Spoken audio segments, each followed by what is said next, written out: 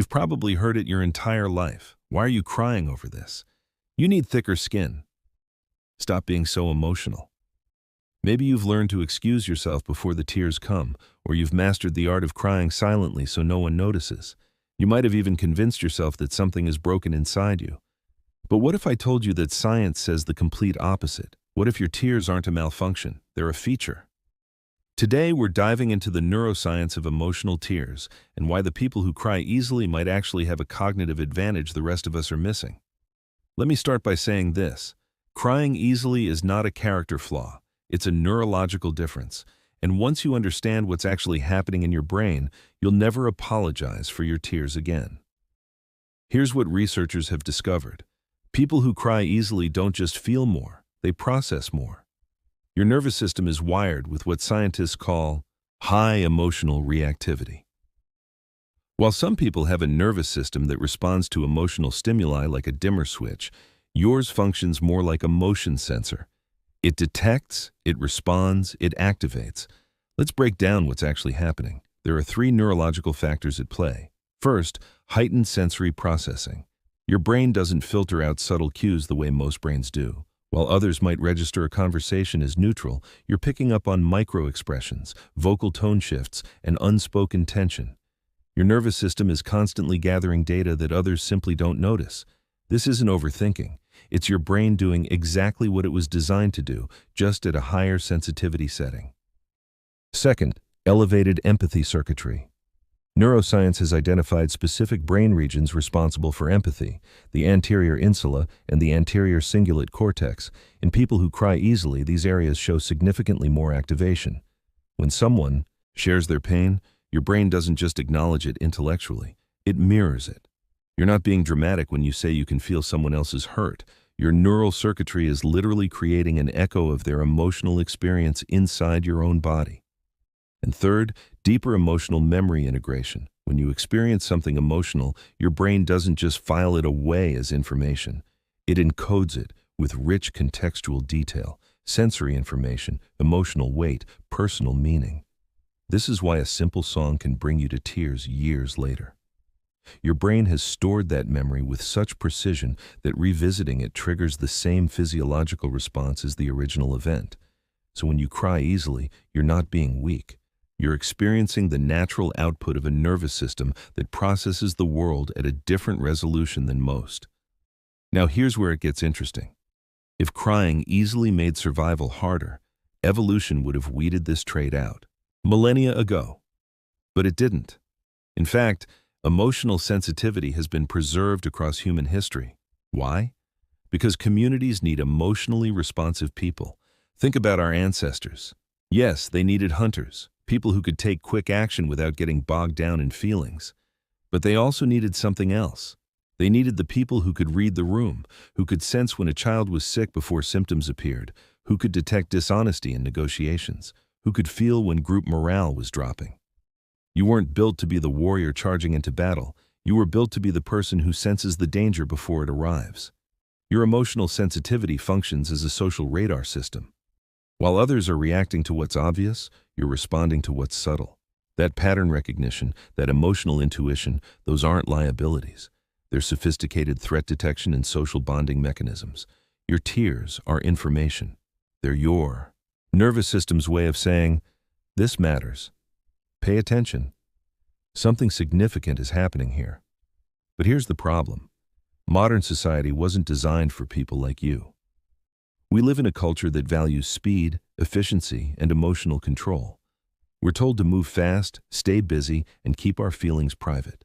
Open floor plans, constant notifications, back-to-back meetings, 24-hour news cycles. The world is loud, rushed, and overstimulating. For someone whose nervous system already processes more information than average, this environment is exhausting. You're not failing to keep up. You're trying to function in a space that actively conflicts with your neurological design. Researchers use an analogy here that's worth understanding. Some people are like hardy plants. They can thrive almost anywhere. Minimal water, poor soil, harsh conditions, they adapt and survive. But you're more like a rare plant that requires specific conditions. Put you in the wrong environment, and you'll struggle far more than the hardy plants ever would. But here's the part most people miss.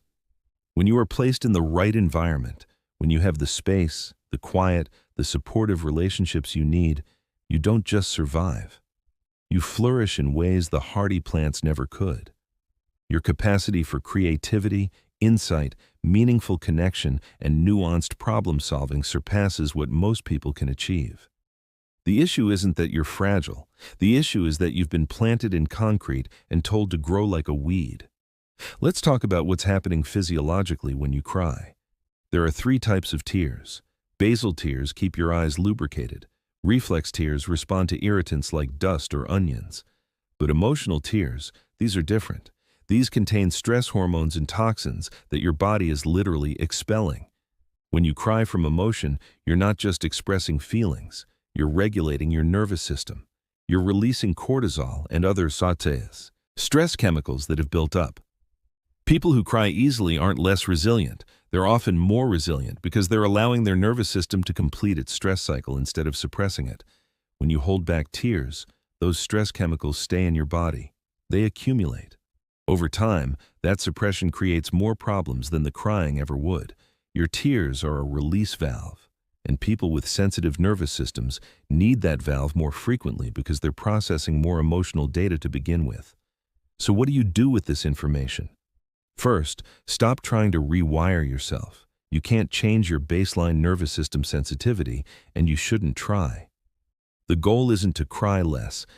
The goal is to build a life that supports how you're actually wired.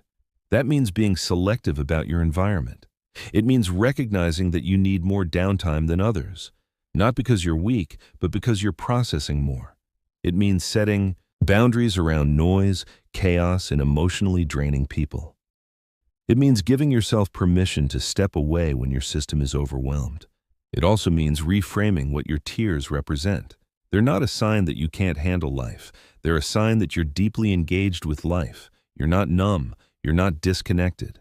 In a world where so many people are emotionally shut down, your ability to feel fully is actually a form of courage. Second, find your people. Surround yourself with others who understand that emotional depth isn't dysfunction. People who won't shame you for crying, who won't tell you to toughen up, who recognize that sensitivity and strength aren't opposites. And finally, use your gift. Your emotional responsiveness gives you access to insights that others miss. You notice when something is wrong before anyone else does. You understand people at a level that creates deep trust. You bring empathy, creativity, and perspective that the world desperately needs. The next time someone tells you that you're too emotional or that you cry too easily, I want you to remember this. Your tears aren't a design flaw. They're evidence that your nervous system is doing exactly what it was built to do. Engage deeply with the world around you. You don't have a deficit. You have a different operating system.